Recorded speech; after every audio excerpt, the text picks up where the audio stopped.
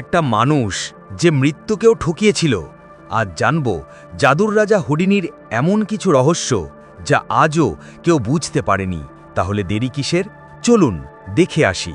এই জাদুকর একদিন মঞ্চের মাঝখানে একদম শক্ত দেওয়াল দাঁড় করালেন এবং সবাইকে বললেন তিনি কেবল নিজের মনোশক্তি দিয়ে এই দেওয়ালটা পেরিয়ে যেতে পারবেন।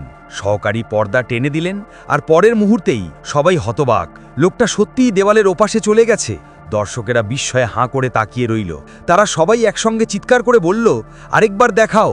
কিন্তু জাদুকর ভয় পেয়ে গেলেন, কারণ এই কৌশলটা তিনি মাত্র একবারই অনুশীলন করেছিলেন। তবুও না করলেই লজ্জা, তাই সাহস করে আবার শুরু করলেন। যেই পর্দা নামানো হলো, তিনি দ্রুত একটা ইশারা করলেন। সহকারী গোপন যন্ত্র টেনে দিল। মেঝেতে হঠাৎ একটা ছোট গর্ত খুলে গেল।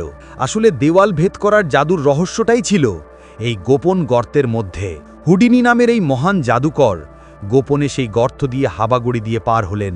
তারপর স্ত্রীর উদ্বিগ্ন চোখের সামনে উঠে দাঁড়ালেন, এমনভাবে কোমরটা নাড়ালেন যেন কিছুই হয়নি। শেষে জামা কাপড় ঠিক করে আবার রহস্যময় ভঙ্গিতে মঞ্চে ফিরে এলেন। দর্শকের হাততালি এবার আরও জোরে বেজে উঠল।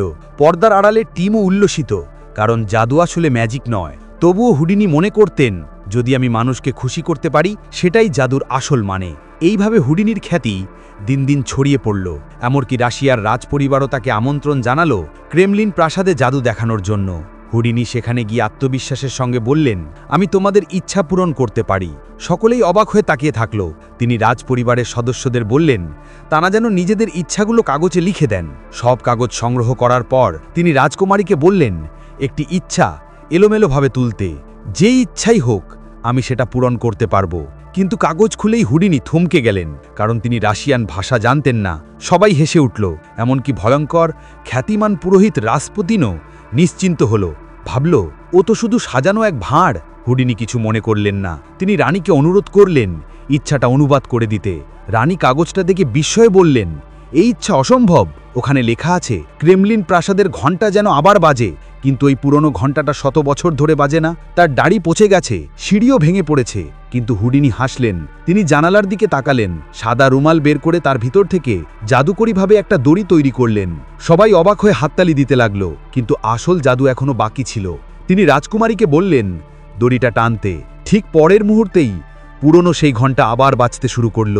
ধ্বনিটা যেন সময়ের দেওয়াল ভেদ করে পুরো প্রাসাদ কাঁপিয়ে তুলল। সব রাজপরিবারের সদস্য হতবাক হয়ে গেল। অনেকে হাঁটু গেড়ে বসে পড়ল, কারণ তারা যেন নিজেদের পূর্বপুরুষের ডাক শুনতে পাচ্ছিল।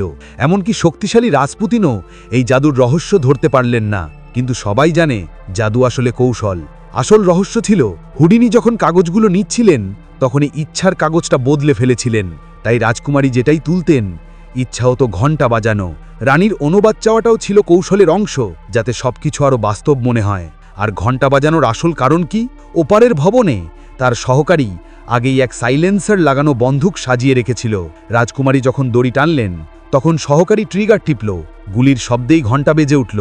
এইভাবেই অলৌকিক ঘণ্টার ধ্বনি সম্ভব হলো। কিন্তু হুডিনির সাফল্যের পর অসংখ্য অনুকারী তৈরি হলো।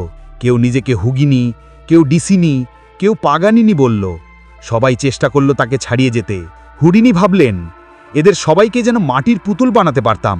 কিন্তু তিনি বুঝতে পারলেন আসল হুমকি অন্য জায়গায়। নতুন নতুন এসকেপ ম্যাজিক আসতে থাকল। দর্শকের আগ্রহ কমে গেল। আর তখনই এক নতুন বিনোদন দুনিয়া দখল করল, সিনেমা। ঊনবিংশ শতকে শেষে চার্লি চ্যাপলিন নামের এক ছোটখাটো মানুষ দর্শকের মন জয় করে নিল। হুডিনির দর্শকরাই এখন সিনেমা হলে ভিড় করছে। তখন হুডিনি বুঝলেন যদি ফিরে আসতে হয় তাহলে এমন কিছু করতে হবে যা ইতিহাসে কেউ সাহস করেনি। এক রাতে তার স্ত্রী ঘুম থেকে জেগে দেখলেন বাথরুমে বরফে ভর্তি টবের মধ্যে হুডিনি শুয়ে আছেন। তার স্ত্রী চমকে উঠে জিজ্ঞেস করলেন, তুমি এটা কি করছো? তিনি শুধু বললেন, যদি আমি বের হতে পারি। এইভাবেই শুরু হলো নতুন জাদু। তিনি পুরো শরীরে লোহার শিকল জড়ালেন, মঞ্চ সাজালেন নদীর উপর এক বিশাল সেতুতে। দর্শকেরা পাগলের মতো তাকিয়ে রইল, কারণ এবার কোনো সুরক্ষা ব্যবস্থা নেই। তিনি সেতুর প্রান্তে দাঁড়িয়ে গভীর নিঃশ্বাস নিলেন, তারপর ঝাঁপ দিলেন নদীতে। পানিতে পড়েই তিনি চাবি বের করে শিকল খুলতে শুরু করলেন। কিন্তু দুর্ভাগ্যবশত নদীর তলায় জোর স্রোত তাকে সরিয়ে নিয়ে গেল। তিনি নির্ধারিত জায়গা থেকে অনেক দূরে চলে গেলেন। উপরে যারা দেখছিল তারা উদ্বিগ্ন হয়ে পড়ল। স্ত্রী দৌড়ে এলেন, নিচে শান্ত পানির দিকে তাকিয়ে কান্নায় ভেঙে পড়লেন। ঠিক তখন যেন অলৌকিকভাবে হুডিনির মনের চোখে মায়ের মুখ ভেসে উঠল। তিনি যেন পথ দেখিয়ে দিলেন। অবশেষে হুডিনি সফলভাবে পানির নিচ থেকে বেরিয়ে এলেন। পরদিন তার এই কীর্তি সংবাদপত্রের প্রথম পাতায় ছাপা হলো। কিছুটা বাড়িয়ে বলা হলেও তার নাম জাদুর রাজা হিসেবে স্থায়ী হয়ে গেল। তিনি সিনেমার প্রতিযোগিতা থেকেও বেঁচে গেলেন, কিন্তু তার স্ত্রী রেগে গেলেন। তিনি চাননি তার স্বামী বারবার মৃত্যুমুখে ঝুঁকি নিক। তিনি ক্লান্ত ছিলেন এক মৃত্যু পথযাত্রীর সঙ্গে জীবন কাটাতে। স্ত্রীর মন রাখতে হুডিনি প্রতিশ্রুতি দিলেন, এমন বিপজ্জনক পালানোর জাদু আর করবেন না। এরপর থেকে তিনি আবার থিয়েটারে ফিরে গেলেন। ছোট ছোট সহজ জাদু দেখাতে লাগলেন। দেখতে তেমন চমকপ্রদ না হলেও তার কল্পনা শক্তির জোরে তিনি এমন এক জাদু তৈরি করলেন যার রহস্য আজও কেউ ভেদ করতে পারেনি। ভিডিওটি ভালো লাগলে একটা লাইক দিয়ে চ্যানেলটি সাবস্ক্রাইব করে পাশে থাকুন। ধন্যবাদ সবাইকে।